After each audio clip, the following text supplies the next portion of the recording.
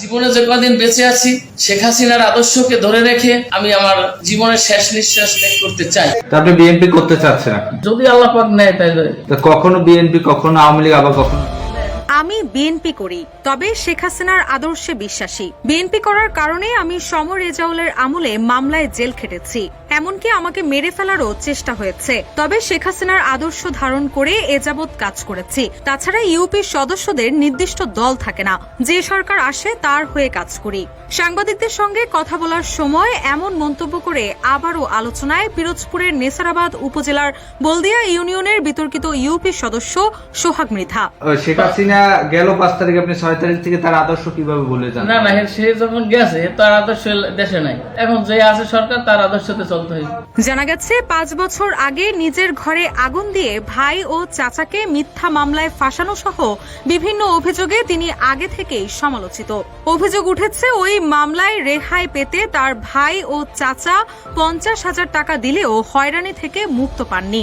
তারা এখনো ভুগছেন সেই ঘর পোড়ানোর মামলায়। বিতর্কিত মন্তব্য করে এখন তিনি আবারও আলোচনায় উঠে এসেছেন। বান্ডেল থাকলে প্রতি সেনমানিতে টাকা বাঁচবে। বিকাশ সেনমানি বান্ডেল কিনে জিতুন প্রতি লেনদেনে। মানুষ তো জীবন বাঁচাবার জন্য অনেক কিছু করে, পথ পরিবর্তন করে, ঘর পরিবর্তন করে। আমি তো বলছি যদি মেম্বার যদি আমি থাকি তাহলে তো আমার সবার লাগে তাল মিলিয়ে থাকতে হবে। সোহাগ মৃধার চাচা মোহাম্মদ জাহাঙ্গীর হোসেন অভিযোগ করে বলেন, ওয়ারিশ সম্পত্তি থেকে বঞ্চিত করতে সোহাগ তার ভাইকে হয়রানি করত।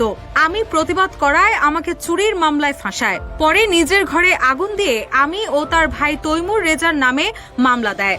স্থানীয় বাসিন্দাদের অভিযোগ, আওয়ামী আমলে সোহাগ মৃধা এলাকায় আতঙ্ক সৃষ্টি করে রেখেছিলেন। প্রতিপক্ষকে ফাঁসানো, সরকারি অর্থ আত্মসাৎ সহ নানা অপকর্মে তিনি জড়িত ছিলেন। তবে রাজনৈতিক পট পরিবর্তনের পর এখন তিনি বিএনপি পরিচয়ে সক্রিয় হয়েছেন।